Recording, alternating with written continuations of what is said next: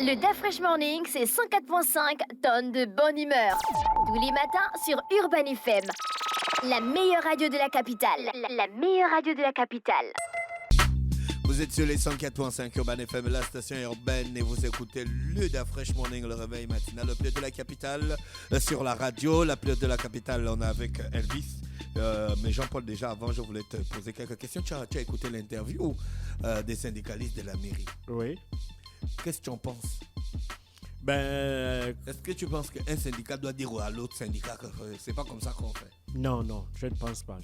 Chaque syndicat est libre, chaque syndicat a sa ligne. Si on peut dire entre parenthèses politique, sa ligne syndicale. Mais les autres, mais toi-même tu disais tout à l'heure que s'il y a certains points qui ont déjà été validés. Oui, c'est pour ça que je dis que les syndicats ne peuvent pas être adversaires. Appeler un autre syndicat à un débat contradictoire, pour moi, ce n'est pas possible. Par contre, pourquoi? Parce que vous êtes censés être du même bord, c'est-à-dire être là pour défendre les intérêts matériels et moraux des salariés.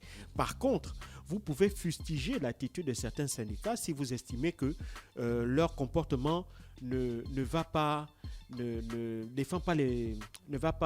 dans le sens des intérêts des salariés. Voilà, d'accord? Ça, c'est votre opinion. Vous pouvez avoir une opinion sur un autre syndicat en disant que celui-là, à votre avis, il ne défend pas suffisamment ou ne défend pas bien ou pas du tout les intérêts des travailleurs. Ça, c'est votre liberté aussi syndicale qui vous permet aussi de critiquer l'attitude des autres syndicats. Mais les gars ont quand même raison que si l'administration centrale a déjà fait des efforts des problèmes. Il ne faut pas s'engager dans la morale en disant qu'ils ont raison ou pas. Non, ils reconnaissent que l'administration centrale a fait un pas, certes, et ce pas est suffisant pour lever la grève. Mais ils n'ont pas la science infuse ils n'ont pas le monopole du cœur des salariés. Donc, s'il y a d'autres syndicats qui représentent d'autres salariés, il ne faut pas l'oublier, estiment que ce n'est pas suffisant, ou bien que les différents points qui constituent une avancée pour ces syndicats-là n'en constituent pas pour les autres, et c'est la raison pour laquelle ils maintiennent la grève. Bon, voilà. Et puis, qui dit que les 11 points qu'eux, ils ont présenté en accord avec les autres syndicats, c'est-à-dire que ça faisait partie d'un cahier de charges commun? Non, rien ne le dit. Donc, si eux, ils ont présenté leurs 11 points, et sur les 11 points qu'ils ont présentés, 7 ont été satisfaits, donc ils estiment qu'on doit lever la grève, ce n'est pas forcément le cas pour les autres syndicats qui peut-être n'avaient pas les mêmes points de revendication et qui peut-être n'ont pas les mêmes indicateurs d'évaluation pour dire que effectivement il y a eu une avancée et que à ce titre-là on peut lever la grève. Ces autres syndicats, avec leur propre vision, avec leur agenda, avec leurs objectifs, peuvent estimer librement, parce que l'action syndicale est libre au Gabon, elle est garantie par la Constitution, la liberté syndicale est libre. Donc chaque syndicat est libre de penser ce qu'il veut, et donc si les autres estiment qu'il n'y a pas suffisamment d'avancée, libre à eux, à charge maintenant de l'administration centrale. Si on est dans une entreprise qui a le syndicat, moi je ne suis pas dans le syndicat, quand le syndicat remporte des avancées significatives pour le compte des travailleurs, je bénéficie de ça. Oui, tu bénéficies, mais parfois ce n'est pas suffisant. Regarde, prenons un exemple très intéressant, comme ce qui est en train de se passer en France. 30% des stations-service sont bloquées. Pourquoi? Parce qu'on a les raffineries qui sont en grève. Alors, il y a 2 jours, on avait Force ouvrière, la CFDT, la CGT, donc de ExxonMobil et de Total qui étaient en grève. Alors, donc samedi, il y a eu une avancée, c'est-à-dire que le groupe Total qui a commencé à discuter dans la nuit de vendredi à samedi et a eu à obtenir un accord avec la CFDT et Force ouvrière sur une augmentation des salaires de 7%, plus l'octroi d'une prime qui varie entre 3 et 6 000 euros pour l'ensemble des salariés. Mais la CGT a estimé que ce n'est pas suffisant parce que dans leur cahier de charges, eux, ils veulent une augmentation de 10%. Ils ne veulent pas de primes exceptionnelles. Ils ne veulent pas d'augmentation qui sont en deçà des 10%. Donc, la CGT à continuer la grève. Donc, ce qui fait que comme la CGT est majoritaire dans la plupart des raffineries il y en a 6 en France, donc 5 raffineries sont en grève. Dans les 5 là, c'est la CGT qui est le syndicat majoritaire, c'est-à-dire celui qui a le plus d'adhérents. La 6e, il y a eu une levée de la grève parce que là-bas, à ExxonMobil, il y avait beaucoup plus la des salariés de la CFDT et la force ouvrière. N'empêche que la paralysie continue. Il faut donc que, en l'occurrence ici, Total accepte de discuter parce qu'ils avaient discuté avec tous, mais la CGT n'ayant pas signé un accord avec Total, maintenant c'est à Total de devoir continuer les discussions avec la CGT pour parvenir à un accord qui permettrait de lever la grève dans les raffineries. Tu n'as pas répondu à ma question. Si, c'est-à-dire que effectivement, si moi, toi et moi on est dans la même entreprise, la première, dans le syndicat. Oui. Quand tu gagnes, est-ce que moi je gagne ça? Oui, je gagne ça. Mais maintenant, oui, je gagne ça. Mais maintenant, si moi je ne suis pas satisfait de ce que toi tu as estimé, que tu as signé comme étant une avancée, à charge à moi de refuser et de continuer la grève. C'est en l'occurrence ce qui se passe. Mais ça, c'est en France. Je disais dans les pays scandinaves, par exemple, ce n'est pas le cas. Dans les pays scandinaves, il y a une distinction entre les syndiqués et les non-syndiqués. Ce sont les personnes qui sont syndiquées qui bénéficient des avancées de la négociation. Mais ça, c'est méchant. Non, ce n'est pas méchant. Mais c'est pour vous amener à prendre vos responsabilités. Souvent, chez nous, par exemple, le cas de la CNSS est très intéressant en l'occurrence. Parce qu'à la CNSS, la plupart des agents ne sont pas des syndiqués. Je ne pense même pas que nous soyons plus de 10% syndiqués. Si on part du sens du code du travail, c'est-à-dire être affilié officiellement, payer des cotisations, etc., etc. Nous ne sommes même pas 10%. Mais même lorsque l'on veut mener un mouvement d'humeur, je ne parle même pas de la grève, rien qu'un simple mouvement d'humeur, on ne peut même pas atteindre 5% des agents en termes de mobilisation. Pourquoi? Parce que les autres agents ne sont pas syndiqués. Si par contre, on mettait cette mesure au Gabon, tu verrais qu'il y a beaucoup plus d'agents qui seraient syndiqués. Beaucoup plus, mais malheureusement. C'est comme la bourse, non, je crois. La bourse, ça fait quoi? Quand on a un problème de bourse, quel est l'établissement qui s'élève pour les autres? Capot. Quel est l'établissement? C'est l'UOB. Et pourtant, les autres bénéficient de la bourse après, non? Voilà. Ouais. Voilà. C'est comme ça. C'est comme ça. D'accord. On rappelle donc qu'on est dans la rubrique de sport avec Elvis. Elvis, bonjour. Bonjour la fraîche. Comment tu vas ce matin? Ça va bien, ça vient. Tu as passé un bon week-end? J'ai passé un bon week-end, juste un peu de grippe. Nous allons parler de sport. Nous allons faire le tour de sport pour démarrer avec le basketball. Comme je l'ai dit toute la semaine dernière, Espoir Basketball de Libreville jouait les éliminatoires de la BAL, la Basket African League. Au départ, il y avait 4 équipes qui avaient été annoncées. Évidemment, le club de la Centrafrique, le club de la Guinée équatoriale, le club de la RDC, la République démocratique du Congo et Espoir de Libreville. Au fini, c'est 3 clubs qui se sont retrouvés à jouer cette première phase éliminatoire. Et je l'avais souligné que FAB, les forces de police du Cameroun, avaient déjà été qualifiées pour le second tour. Et bien, les poulains du coach Mike n'ont pas pu remporter une seule rencontre parmi les 2 rencontres que cette équipe de Libreville a joué. Le match face au Sporting de Bangui, les Gabonais les Librevillois avaient perdu 71-49. Ils ont pris complètement la tasse, 22 points d'écart. Et le match où le Gabon, le club de Libreville aurait pu l'emporter, comme j'avais souligné vendredi matin, que si Espoir battait cette équipe de Héros de la Guinée équatoriale à plus de 30 points d'écart, on aurait pu espérer une qualification. Mais pour cette rencontre aussi, les joueurs du coach Mike ont encore perdu une deuxième fois. Donc aujourd'hui, c'est vraiment une désillusion pour cette équipe de Libreville qui a joué pour la première fois ces éliminatoires-là. Il faut dire que pour titiller le haut niveau, il faut aller jouer ce type d'éliminatoire parce que l'équipe Espoir, c'est une jeune équipe qui est menée par un jeune coach Mike, qui a joué à l'époque aux Anges ABC avec Stéphane Las, Fabrice Nollet, Paco Bisselu. Donc aujourd'hui, Mike est coach. Il a remporté le championnat de l'Est hier. Il était 2e à la Coupe du Gabon. C'est suite à cette 2e place-là qu'il allait représenter le Gabon pour jouer ses éliminatoires de la BAL. Et au sorti de ces éliminatoires pour le premier tour, Espoir de Libreville sort avec 2 défaites. Nous allons quitter du basket pour aller parler du taekwondo, d'Afresh lui-même qui est un ancien taekwondoka. Donc aujourd'hui, les taekwondoïstes, si je prononce bien, font honneur au Gabon parce que pour l'Open, pour la 2e édition de l'Open qui s'est passée du côté de Dakar, il y a trois taekwondoïstes gabonais qui ont représenté le pays.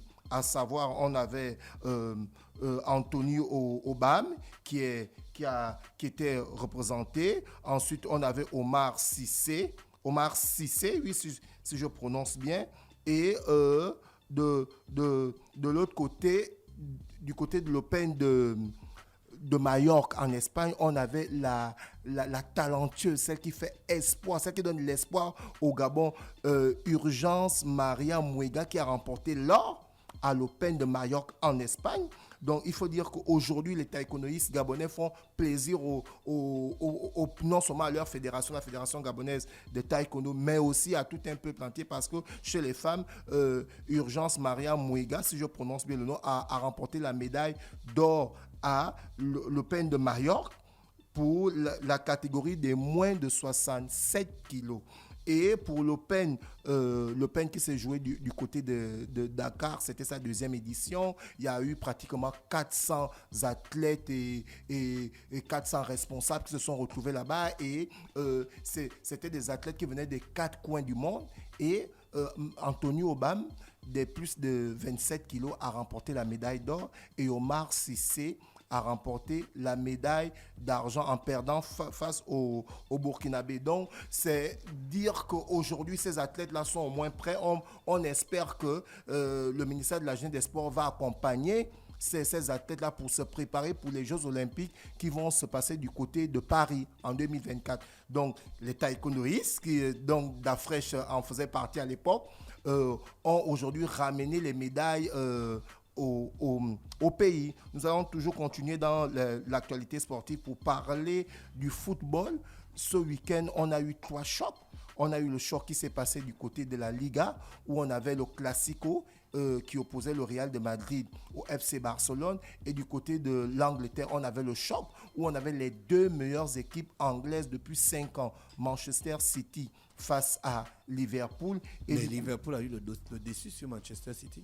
Bien sûr, Liverpool a eu le dessus parce qu'il fallait que Liverpool puisse évidemment se rattraper par rapport au début de saison. Finalement, Haaland, là, il est un peu en baisse de forme. Hein. Non, il n'est pas en baisse de forme. Il faut savoir que Liverpool est l'un des rares clubs en Angleterre qui a toujours embêté City. City a toujours du mal à battre Liverpool. Ouais, mais Haaland, c'est la solution finale. Oui, mais écoute, là, ils ont bien joué. Si tu as remarqué, il n'avait pas beaucoup de ballons. Ils avaient verrouillé autour de lui. Donc, ça ne lui a pas permis de véritablement s'exprimer. Et effectivement, parce que Jürgen Klopp, qui est un grand coach, qui est un coach allemand, et qui connaît un peu le jeu du jeune Haaland qui a joué au Borussia Dortmund en Allemagne, qui connaît comment ce jeune attaquant qui est très brillant se positionne, sa pointe de vitesse. Donc, il a mis un système en place qui a neutralisé carrément le système de jeu du grand Pep Guardiola, parce que pour ceux qui ont suivi le match, Liverpool aurait pu l'emporter de 2-0, bien de 3-0, parce que Mohamed Salah a beaucoup raté. Donc, ce qui fait qu'aujourd'hui, avec cette victoire, Liverpool a relancé sa saison. Donc, on va sortir. Le Real a atomisé le Barça. Le Real a battu le Barça. Atomisé, pas non, battu. Nous sommes modestes. Non, le Real a atomisé. Nous sommes modestes. Du côté, le Barça, en marquant un but, a cru qu'ils allaient remonter. Du côté de la Liga, on était surpris que le Real de Madrid a pris le dessus sur le Barça, parce que pourquoi on se souvient, permettez-moi, on se souvient l'année dernière à l'arrivée d'Aubameyang à Barcelone au mercato du mois de janvier 2021. Le FC Barcelone avait corrigé Mais nous, on ne vit pas dans le avait corrigé le Real de Madrid. Et pour cette année, on ne sait pas ce qui s'est passé avec Xavi. Aubameyang qui avait fait un doublé s'est retrouvé du côté de Chelsea. Voilà. Le jeune Adama Traoré, il est reparti. Il est parti de Barcelone. Donc le Classico l'année dernière, le Barça a pilonné le Real. Oui, le match retour. Aubameyang avait fait le doublé. C'était un Benzema. C'était un épiphénomène. Nous, on avait d'autres objectifs. On avait déjà verrouillé la Liga. On avait la Ligue des Champions qui Nous attendons. Le classico, on ne relie le classico à rien. Le classico reste le classico. On te tape au classico, on te tape au classico. Il faut relativiser. Il n'y a pas de relation. On ne peut pas économiser le classico. Là, on devait gagner absolument pour je ne me donne pas trop au classico parce que j'ai un match la semaine prochaine. Non. Le classico, c'est le classico. Non. Ça, Bien c'est sûr. vous qui pensez On se rappelle. Au Real, non, on dit souvent que pourquoi on compte gagne les les matchs, nous on gagne les Pourquoi on titres. compte les classicos? Ça, c'était le 250e classico qui a été remporté par le Real. Et oui. Ça veut dire que le 249. Non, ça ne nous intéressait pas. Et puis la Oh, symbolique est très forte. La Bien symbolique sûr. est très forte. 250, c'est un chiffre rond. Deuxièmement, ça consolide notre avance au championnat. C'était une Donc, chance. C'est parce que le Barça n'a plus de grands footballeurs. Bien sûr, et le Barça aujourd'hui avec Xavi qui a fait venir Lewandowski. Lewandowski de la fraîche. Lewandowski, il est Lewandowski, perdu. il n'a pas pu marquer, mais ça reste quand même Lewandowski. Donc pour donner un peu quelques résultats de la Ligue à ce week-end, l'Atlético de Bilbao a perdu face à l'Atlético de Madrid grâce à un but de Antoine Griezmann que j'avais souligné ici, qu'il fallait ne pas atteindre un nombre de minutes lorsqu'il avait été prêté par Barcelone à l'Atlético de Madrid. Sinon, l'Atlético de Madrid allait l'acheter à plus de 40 millions. Et bien, le contrat avait été respecté après l'Atlético de Madrid. Je ne comprends pas. Antoine Griezmann était à l'Atlético. Oui. Après, il est parti au Barça. On l'a vendu à Barcelone. Après, il n'a pas prouvé à Barcelone. Après, Barcelone, c'est pas qu'on ne l'a pas prouvé, on l'a étouffé parce qu'il fallait mettre Messi devant. Tout le monde sait que le Barça jouait comme ça. On l'a prêté. Voici pourquoi vous êtes incapable de gagner quoi que ce soit. Vous allez aller jouer l'Europa League. Vous construisez tout un système de jeu autour d'un individu. L'individu est parti. Du coup, après, Barcelone a prêté Antoine Griezmann du côté de l'Atlético de Madrid où il ne devait pas atteindre un nombre de minutes. Sinon, ils allaient le repayer à plus de 40 millions. Maintenant, les dirigeants de l'Atlético de Madrid ont respecté le contrat après que le contrat soit... comment dirais-je, le contrat était respecté au niveau des nombres de minutes. On l'a payé.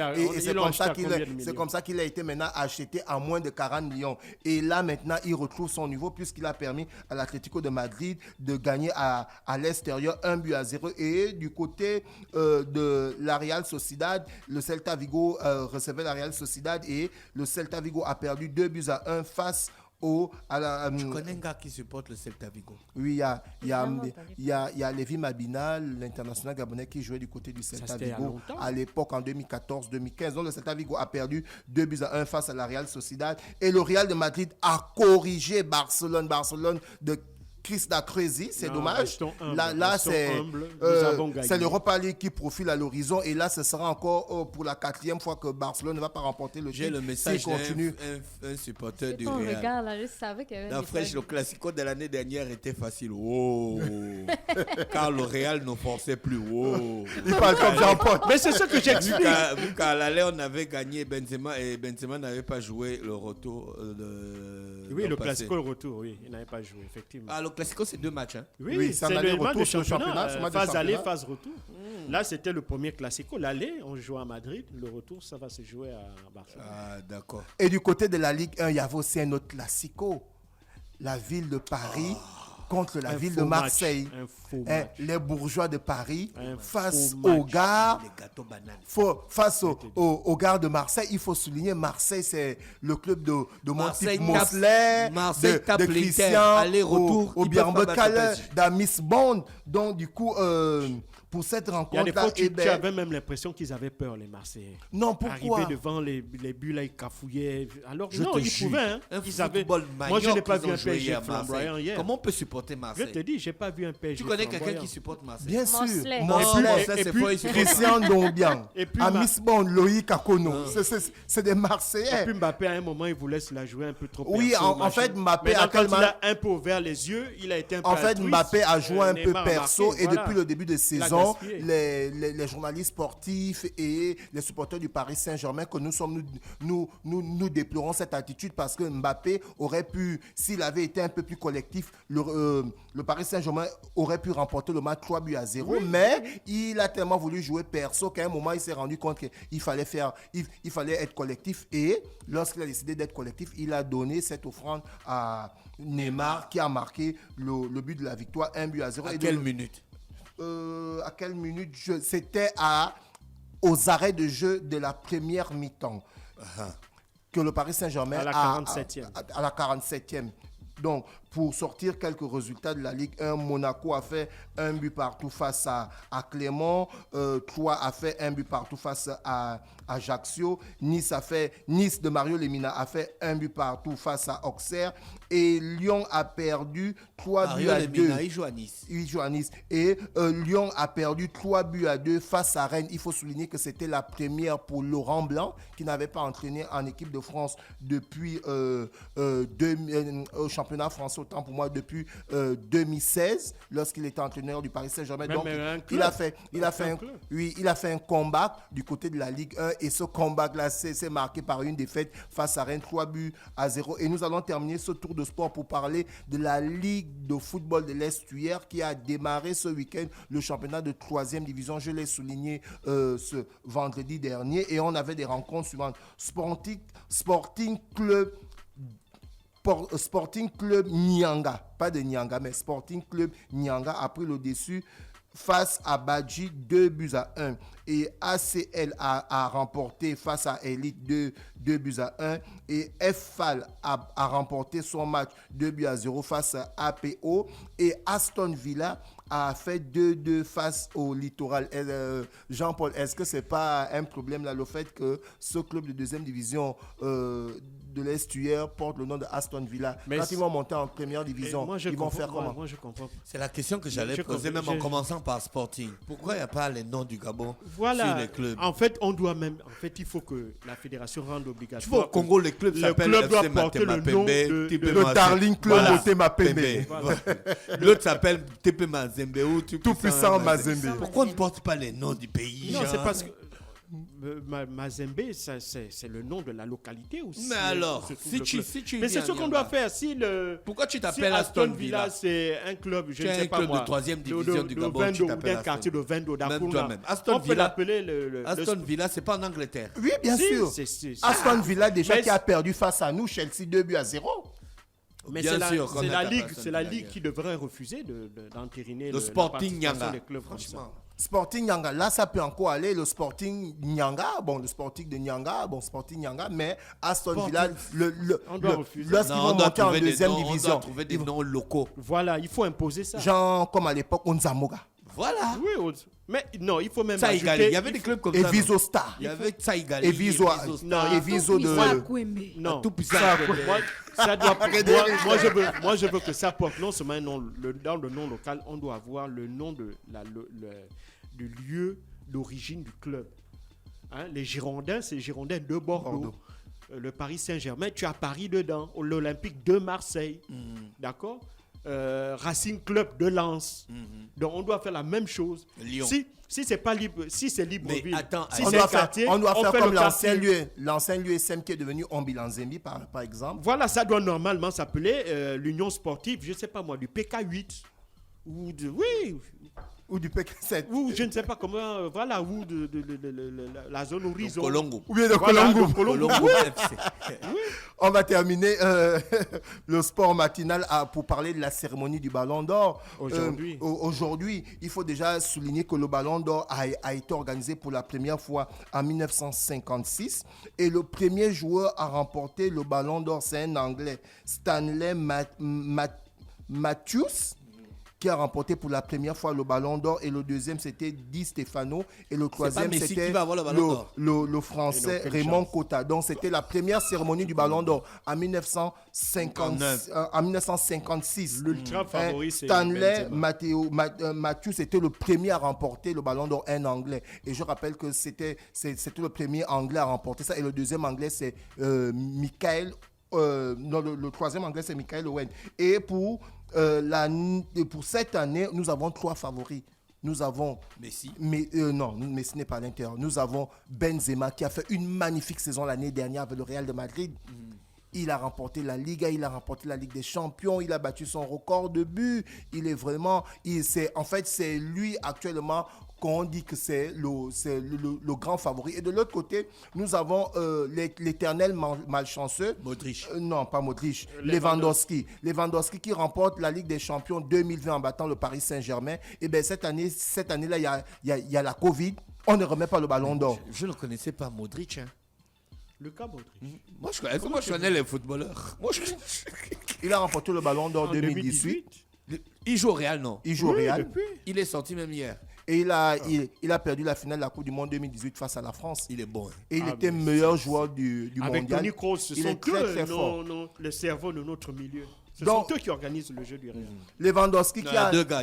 Il y a Militao et puis Alaba. Les gars là, ils sont forts. Hein. Non, mais ça, c'est les milieux défensifs. Ah bon? Hein? Oui, les milieux offensifs, c'est Kroos et Modric. Maintenant, de temps en temps, on met Tchouaméni aussi. Donc, ce n'est pas des attaquants, en fait. Non, eux, ils organisent justement le jeu. Ils font le lien entre la défense et l'attaque. C'est un peu à l'époque le grand Barça avec Ronaldinho, Deco, qui faisait le travail pour Samuel Eto'o. C'est un peu ça, mais sauf que le Barça là n'existe plus. C'est maintenant le Barça qui perd tous les jours. Donc, pour la cérémonie du Ballon d'Or, nous avons deux grands favoris. Nous avons Benzema et Lewandowski. Et de l'autre côté, nous avons Sadio Mané, qui est aussi un autre favori. Mais Sadio Mané, le week-end dernier, qui avait carrément fait une interview, il avait dit complètement que c'est Benzema qui méritait. C'est la première fois qu'un joueur de ce calibre reconnaît. Il avait été honnête. Reconnaît que Benzema a fait une meilleure saison. Mais il y a combien d'Africains qui ont eu le Ballon d'Or? Un seul. Alors, Georges Weah, en donc 1995. le Ballon d'Or, là, c'est le Ballon d'Or des Européens. Sadio Mané va avoir le Ballon d'Or africain, c'est bon? Il a déjà eu le Ballon d'Or africain. Il a déjà eu ça? Il a déjà eu le Ballon d'Or africain. Donc, pour cette cérémonie qui va se passer, ça, je suis sûr. La cérémonie du Ballon d'Or va se passer aujourd'hui à 21h, heure de Libreville, 22h, heure de la France. Et comme je le soulignais, il y a trois grands favoris, à savoir Benzema, qui a tout gagné, Lewandowski, qui est toujours malheureux. En 2020, il méritait le Ballon d'Or. Il n'a pas pu gagner le Ballon d'Or parce qu'il y avait la Covid. L'année dernière, en 2021, ils ont remis à Lionel Messi parce qu'il a remporté la Copa América. En temps, Lewandowski avait fait une magnifique saison. Et cette année, 2022, Lewandowski s'est réveillé. Mais faites vos paris aussi sur le plateau. Vous misez sur qui aussi? Mais c'est pour... Regarde, c'était tellement scandaleux. C'est à lui qu'on vient de donner. L'attribution de ce 7e Ballon d'Or a été tellement scandaleux, ça a été tellement polémique qu'ils ont dû revoir l'attribution des votes du Ballon d'Or. Donc la manière dont on a voté l'année dernière, ce n'est plus absolument de cette façon. Il faut souligner que c'est l'Asie qui a fait gagner Messi. Parce que l'Europe a complètement voté pour Lewandowski. Mais comme vous savez comment ça se passe. Merci Elvis avec nous ce matin. Oui, René, tu voulais poser une question. Vous misez sur qui pour demain? Non, c'est Benzema. C'est aujourd'hui. Aujourd'hui. Oui, Benzema pour... D'après, tu mises sur qui? Mais non, mais il n'y a que Benzema qui va gagner. Benzema.